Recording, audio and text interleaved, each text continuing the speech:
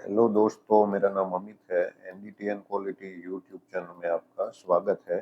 तो दोस्तों, आज की इस वीडियो में हम मेटल में कौन कौन सा डिस्कन्टिन्यूटी मिलता है वो देखने वाले हैं। तो ये लाइफ साइकिल, मेटल का जो लाइफ साइकिल होता है उसमें कौन कौन से मैन्युफैक्चरिंग प्रोसेस उसके ऊपर होते हैं और उसमें कौन कौन सा डिस्कन्टिन्यूटी मिल सकता है, ये आपको पता होना चाहिए। तो यहाँ पे हम अलग अलग पहले तो कौन कौन से स्टेज में से मेटल ये पास होता है, राइट। तो ये स्टेज आपको पता होना चाहिए सबसे पहले तो सबसे पहले इसमें इनगोट स्टेज आता है।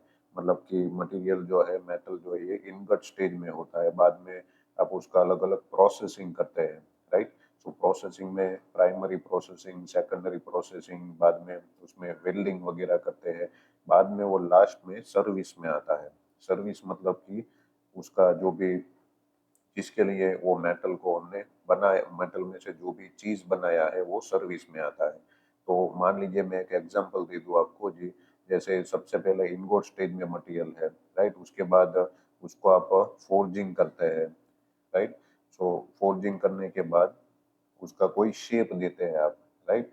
शेप देते हैं और उसके बाद उसका मशीनिंग करते हैं आप, राइट। मशीनिंग करते हैं और मशीनिंग के बाद आप वेल्डिंग वगैरह उसके ऊपर करते हैं, राइट। सो ये वेल्डिंग आपने किया और वेल्डिंग करने के बाद फाइनली वो पार्ट जो है वो सर्विस में आता है। तो इसमें एग्जांपल के तौर पर आप फोर्जिंग में जो ट्यूब शीट रहती है, हीट एक्सचेंजर की ट्यूब शीट रहती है, उसको ले लीजिए, राइट। वो फोर्जिंग पार्ट होता है।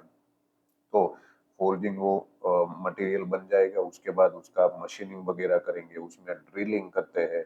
जो ट्यूब्स वगैरह उसके अंदर डालने के लिए ड्रिल किया जाता है ये मटेरियल। और उसके बाद ये जो ट्यूब शीट है उसको शेल के साथ वेल्डिंग किया जाता है। और बाद में फाइनली हीट एक्सचेंजर बन गया और उसके बाद उसको सर्विस में, जहाँ भी उसका काम है, जैसे कोई रिफाइनरी है, पेट्रोकेमिकल प्लांट है या पावर प्लांट है, उसमें उसको सर्विस में डाला जाता है, राइट। सो ये सभी प्रोसेस जो है, ये सभी स्टेज जो है उसमें अलग अलग डिस्कन्टिन्यूटी अपने को मिलती है, राइट। सो आज के इस वीडियो में इसमें जो जो भी डिस्कन्टिन्यूटी मिलती है उसका डिस्कशन करेंगे। तो वीडियो में मेनली है ना, मैंने फोटोग्राफ ऐड किए हुए हैं, राइट। सो ये सब फोटोग्राफ आपके लिए बहुत इंपॉर्टेंट है। खाली मैं आपको नाम बता दूंगा कि ये डिस्कन्टिन्यूटी आती है तो आपको समझ में ना आए, बट एक्चुअल में फोटोग्राफ आप देखोगे तो आपको बहुत अच्छे से ये समझ में आएगा। ओके। सो यहाँ पे है ना, मैं फोटोग्राफ दिखा के आपको बताने की ट्राई करूंगा कि ये डिस्कन्टिन्यूटी एक्चुअल में कैसे दिखती है, राइट। तो ये वीडियो जो लोग एनडीटी में काम करते हैं या क्यूए क्यूसी में विजुअल टेस्टिंग का काम करते हैं उसके लिए बहुत इंपॉर्टेंट है। तो वीडियो को पूरा देखिए और अभी तक आपने हमारा चैनल सब्सक्राइब नहीं किया है तो चैनल को जरूर सब्सक्राइब करिए और ये वीडियो अपने दोस्तों और कलीग लोगों को शेयर करिए। ज्वाइन फीचर का यूज करके चैनल का मेंबरशिप आप ले सकते हैं। यहाँ पे मैंने बहुत सारे मेंबर एक्सक्लूसिव वीडियो बनाए हैं जिसमें एनडीटी लेवल 2 का पूरा सिलेबस मैंने कवर किया है। इसके अलावा कुछ कोड स्टैंडर्ड इंटरप्रिटेशन के वीडियो मैंने बनाए हैं जो काफ़ी प्रीमियम वीडियो है, जो आपको कहीं पे नहीं मिलेंगे। इसके अलावा प्रैक्टिकल एनडीटी के भी मैंने वीडियो बनाए हैं। तो ये सब वीडियो का एक्सेस लेने के लिए और मुझे फाइनेंशियली सपोर्ट करने के लिए ये ज्वाइन फीचर का यूज आप कर सकते हैं। तो देखिए, मैं आपको सबसे पहले यहाँ पे अलग अलग कौन कौन सा डिस्कन्टिन्यूटी मिलता है, मैंने यहाँ पे टाइटल ऐसा लगाया है, देखिए, metal discontinuity through life cycle, right. ऐसा क्यों लगाया है थ्रू लाइफ साइकिल, क्योंकि यहाँ पे एक मेटल जो है ना वो अलग अलग स्टेजेस में से गुजरती है और फाइनली आपको कोई प्रोडक्ट मिलता है, राइट। सो यहाँ पे जो जो भी स्टेजेस रहता है वो स्टेजेस में आपको अलग अलग काफी सारे टाइप की डिस्कन्टिन्यूटी मिलती है। ओके। सो ये सभी चीजें आपको, ये सभी डिस्कन्टिन्यूटी आपको पता होनी चाहिए कैसी दिखती है। तो देखिए, discontinuities in metal can arise at various stages of a product's life cycle, right. So product का जो लाइफ साइकिल है वहाँ पे काफी सारे स्टेजेस होते हैं, जैसे मैंने अलग अलग स्टेज आपको बताया। तो उसमें काफी सारे डिस्कन्टिन्यूटी आपको देखने को मिलेगी, significantly impacting it's integrity and performance. Understanding and identifying these discontinuities is crucial for ensuring quality and reliability of metal product. तो ये समझना काफ़ी ज़रूरी है कि कौन कौन से डिस्कन्टिन्यूटी मिलती है, जिससे क्या है कि आपको जो भी प्रोडक्ट आपको मिले वो क्वालिटी वाला, रिलायबिलिटी वाला प्रोडक्ट मिले। These discontinuities can be classified into three primary categories based on when they occur. Right, so यहाँ पे तीन प्राइमरी कैटेगरीज है, inherent, primary processing and secondary processing. Right, ये तीन प्राइमरी कैटेगरी है, बट यहाँ पे मैंने अलग अलग इसके और भी टोटल मिलाकर मैंने यहाँ पे 5 कैटेगरीज बनाई है। राइट, तो देखिए ये जो प्रोसेसिंग है, इसके अलावा मैंने वेल्डिंग भी इसमें ऐड किया हुआ है, तो इसका डिस्कन्टिन्यूटी भी हम देख लेंगे। तो देखिए, discontinuities can occur in any of the following stages of the product's life cycle and it can be classified accordingly. तो यहाँ पे प्रोडक्ट का लाइफ साइकिल है ना, ये मैंने अलग अलग ऐसे 5 स्टेज में डिवाइड किया है।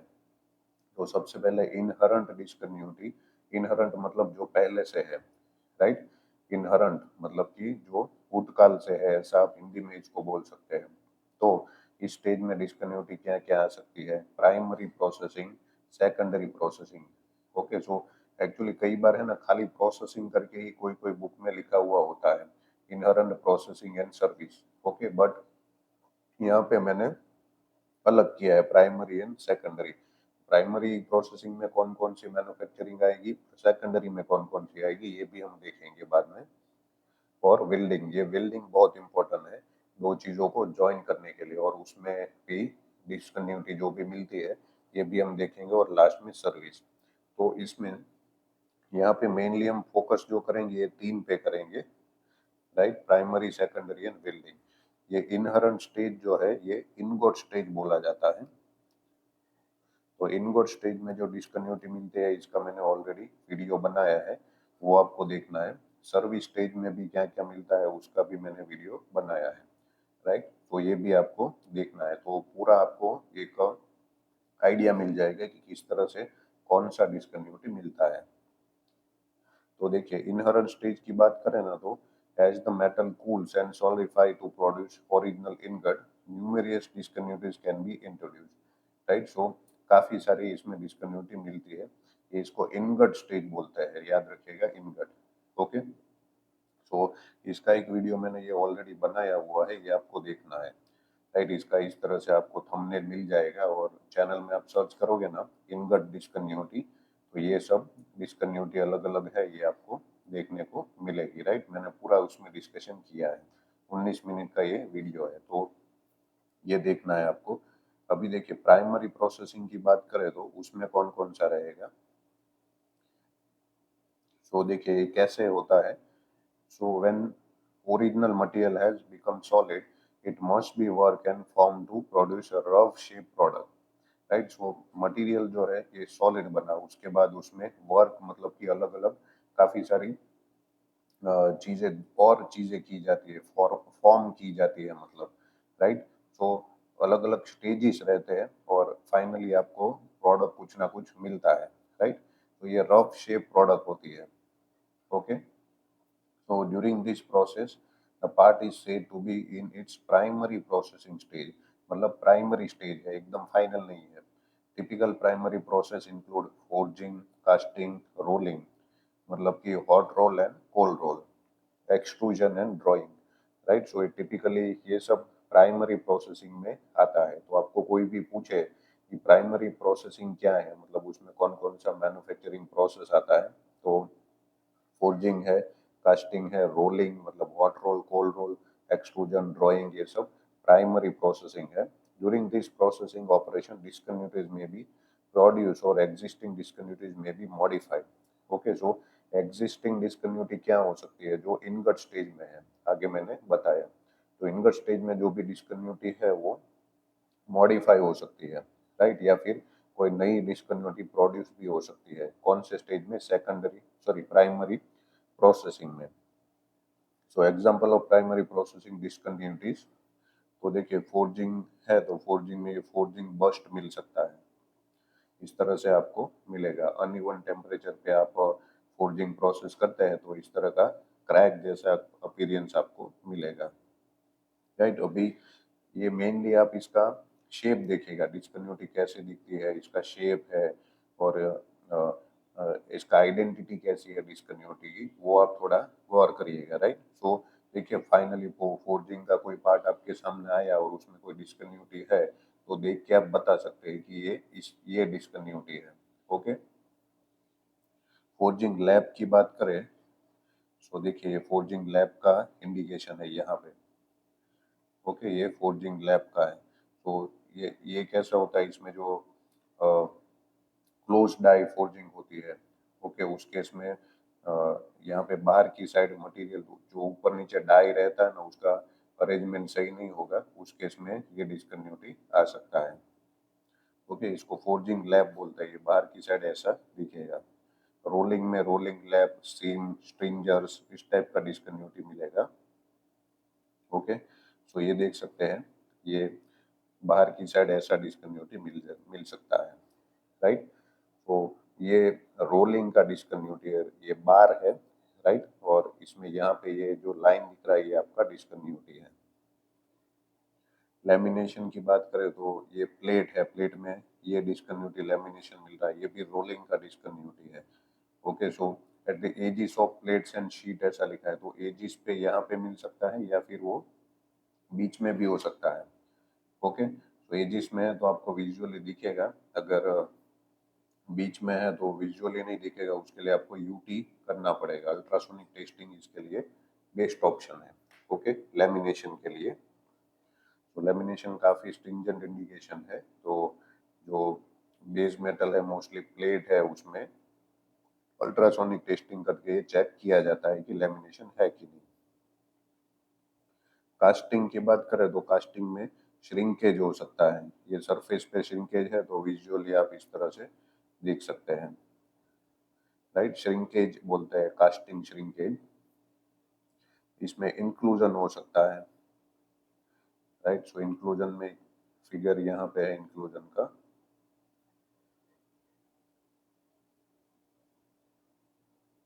यस,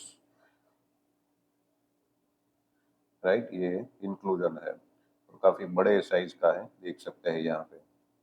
ओके, कोल्ड शर्ट है, राइट। कोल्ड शर्ट यहाँ पे ये एक क्रैक जैसा ही इंडिकेशन आपको देखने को मिलेगा। यहाँ पे ऑलमोस्ट जो सरफेस पे है वही इंडिकेशन मैंने दिखा है, क्योंकि विजुअल टेस्टिंग जब आप करते हैं तो जो ओपन टू द सरफेस है वही इंडिकेशन आपको देखने को मिलेंगे। हॉट टीयर्स है, ये भी बहुत क्रिटिकल इंडिकेशन है कास्टिंग में। हॉट टीयर है, ये इसको क्रैक भी बोला जाता है कई बार, कास्टिंग क्रैक ऐसा करके, क्योंकि ये सेम तरीके से मतलब जो वेल्डिंग में जो आपको क्रैक मिलता है वैसे ही टाइप का ये क्रैक देखने को मिलेगा, इसको हॉट टीयर ऐसा बोलते हैं। Okay, right. सो ये सब जो था ये हमारा प्राइमरी प्रोसेसिंग था, जिसमें कास्टिंग है, फोर्जिंग है, रोलिंग, एक्सट्रूजन, ड्राइंग, ये सब मैन्युफैक्चरिंग प्रोसेस आती है। उसके बाद बात करें तो सेकेंडरी प्रोसेसिंग है। तो देखिए, after rough shaping of the metal, okay, rough shaping हमने क्या किया, primary processing. In the primary processing stage it is further refine and shape to the produce finish product, right. So बाद में further refining किया जाता है, finish product मिलता है। जैसे कि आप मान लीजिए कि इसके बाद कुछ मशीनिंग वगैरह करते हैं, ड्रिलिंग करते हैं, प्लेटिंग करते हैं, हीट ट्रीटमेंट करते हैं, तो इन सब के बाद आपको ये प्रोडक्ट मिलता है कुछ, जैसे फ्लैंजिस है या ट्यूब शीट है। Okay, this stage is referred to as secondary processing and can include such process as machining, grinding, plating, heat treatment, right। ये सब चीज आप करते हैं। This secondary process may also produce discontinuities or change of the appearance of the existing ones। तो यहाँ पे कोई डिस्कन्टिन्यूटी है, नया प्रोड्यूस हो सकता है, नया डिस्कन्टिन्यूटी आ सकता है, या फिर कोई पुराना डिस्कन्टिन्यूटी है उसका शेप या अपीरियंस जो है वो चेंज हो सकता है। मतलब पहले से जो प्राइमरी प्रोसेसिंग में कोई डिस्कन्टिन्यूटी था वो चेंज हो सकता है, मतलब उसका अपीरियंस चेंज हो सकता है, या कोई नया डिस्कन्टिन्यूटी प्रोड्यूस हो सकता है। Example of secondary processing discontinuities include, तो इसके एग्जाम्पल क्या है देखिए। हीट ट्रीटमेंट है, उसमें ये क्वेंच क्रैक मिल सकता है, हीट क्रैक भी बोल सकते हैं इसको, राइट। ये हीट ट्रीटमेंट की प्रोसेस है, उसमें ये क्रैक मिल सकते हैं, मतलब काफ़ी अनइवन कूलिंग या हीटिंग आप करते हैं तो उस केस में ऐसी डिस्कन्टिन्यूटी मिल सकती है। ग्राइंडिंग क्रैक है, ओके, ग्राइंडिंग प्रोसेस में ये डिस्कन्टिन्यूटी मिल सकती है, ओके। मशीनिंग टीयर्स करके है, जो मशीनिंग प्रोसेस है, ये ग्राइंडिंग क्रैक है ना, इसको चैक भी बोलते हैं, ग्राइंडिंग चैक्स ऐसा भी इसका दूसरा नाम है।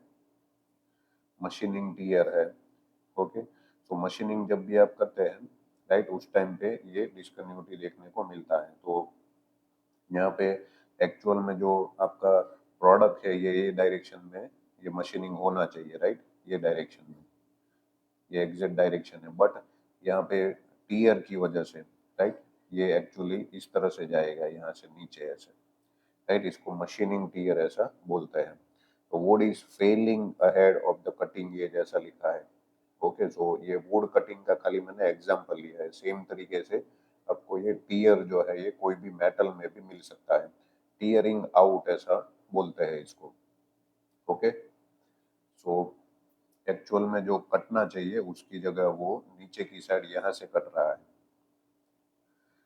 ओके। प्लेटिंग करते हैं आप तो प्लेटिंग में ये क्रैक देखने को मिलता है, राइट। सो ओरिजिनल मेटल है उसके ऊपर कई बार शाइनी प्लेटिंग लगा हुआ होता है, राइट। सो ये मेटल का स्ट्रेंथ मजबूत करता है, उसको विजुअली भी अच्छा अपीयरेंस देता है, तो ये इसके लिए प्लेटिंग किया जाता है, तो उसमें भी क्रैक देखने को मिल सकते हैं। उसके बाद वेल्डिंग की बात करें, राइट, सो वेल्डिंग जो है ये एक्चुअल में कई बार ये सेकेंडरी प्रोसेसिंग में माना जाता है, मतलब कि कई सारे बुक्स में सेकेंडरी प्रोसेसिंग में ऐड करते हैं और कई सारी बुक में अलग से दिखाते हैं, okay. So when parts are joined together by welding process, numerous discontinuities may be created. Following is the list of welding related discontinuities. तो इसमें क्या क्या मिल सकता है, क्रैक है सबसे पहले तो कौन कौन सा क्रैक वेल्डिंग में मिल सकता है, लॉन्जिटुडनल है, ट्रांसवर्स है, क्रैटर क्रैक है, राइट। सो ये आप देख सकते हैं ये क्रैक है, ओके। क्रैक का अपीयरेंस से आपको तुरंत ही समझ में आ जाएगा क्योंकि ये मोस्ट ऑफली ब्रांच में होती है, जैसे इस तरह से क्रैक है तो उसमें ऐसे ब्रांचेस भी रहती है, ओके।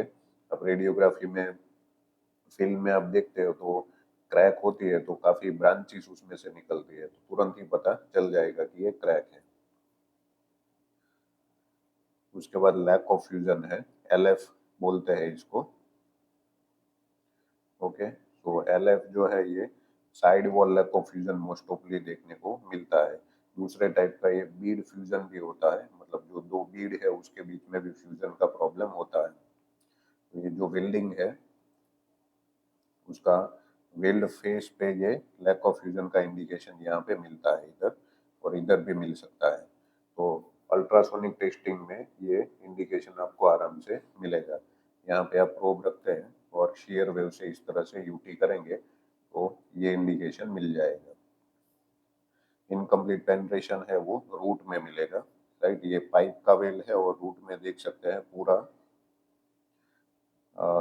सॉरी बीच में ही है खाली, यहाँ पे इनकम्प्लीट पेनिट्रेशन है, ओके। ये एक्सेस पेनिट्रेशन है एक्चुअली, मतलब ज्यादा है, ओके। सो ये मतलब रूट में पेनिट्रेशन नहीं निकला है, इसको इनकम्प्लीट पेनिट्रेशन या लैक ऑफ पेनिट्रेशन ऐसा बोलते हैं, राइट। एंट्रप स्लैग है, तो जब भी आप वेल्डिंग का पास मारते हैं उसके बाद इस तरह से ये स्लैग जो है अलग करना पड़ेगा। अगर स्लैग आपने अलग नहीं किया है, जैसे यहाँ पे नहीं हुआ है और उसके ऊपर तुरंत ही आप दूसरा पास मार देते हैं वेल्डिंग का, राइट, सो ये स्लैग है एंट्रप, मतलब कि बीच में रह जाएगा, राइट, और ये मेटल की स्ट्रेंथ को कम करता है। सो स्लैग इंक्लूजन इसको बोलते हैं, तो ये भी वेल्डिंग का डिस्कन्टिन्यूटी है। ओवरलैप और कोल्ड लैप डिस्कन्टिन्यूटी है। ओवरलैप मतलब कि आपने जितना चाहिए उससे ज्यादा रेनफोर्समेंट दिया हुआ है, ओके, और यहाँ पे ये जो है नोच जैसा अपीयरेंस मिलता है, राइट, यहाँ पे और इधर, राइट। सो इसको कोल्ड लैप या ओवरलैप इस तरह से बोला जाता है। तो ये भी डिस्कन्टिन्यूटी है। जनरल कोई भी नॉर्मल वेल्डिंग है तो इस तरह से रेनफोर्समेंट इस तरह से रहेगा, राइट, मतलब कि यहाँ पे जो एंगल बनता है ये इस तरह से एंगल बनेगा ये।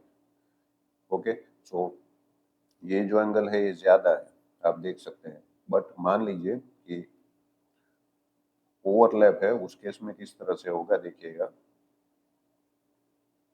ये आप सीसी वगैरह का एग्जाम देते हैं ना, उसमें ये फिनोमिनन आता है। ओवरलैप के केस में इस तरह से वेल्डिंग रहेगा, तो इसमें जो एंगल बनेगा ना वो ऐसे बनेगा, ऐसे, राइट। सो ये एंगल कम हो जाएगा ऐसे, तो ये नहीं चलेगा। ओके, सो ये ओवरलैप के पीछे का ये साइंस होता है।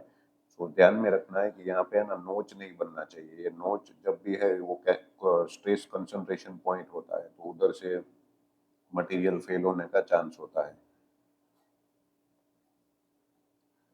ओके, सर्विस की बात करें तो इन सर्विस में क्या क्या डिस्कन्टिन्यूटी आता है। When the part is put into service and subjected to stress and environment that may be detrimental to structure, service discontinuities may result, right. So यहाँ पे stress environment, right, stress related environment है, उसमें आप part को रखते हैं तो part जो है या सर्विस स्ट्रक्चर जो है उसमें ये सर्विस रिलेटेड डिस्कन्टिन्यूटी आ सकता है।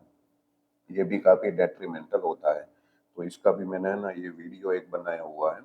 ओके, मोस्टली इसमें ना कोरोजन वगैरह का ज़्यादा खतरा रहता है, तो इसका मैंने डिटेल में वीडियो बना है, ये भी आप थोड़ा देख लीजिएगा। चैनल में आप ये सर्च करोगे सर्विस डिस्कन्टिन्यूटी, तो ये वीडियो आपको मिलेगा। ये भी 15 मिनट आसपास का वीडियो है। ओके, डिटेल में मैंने बताया हुआ है।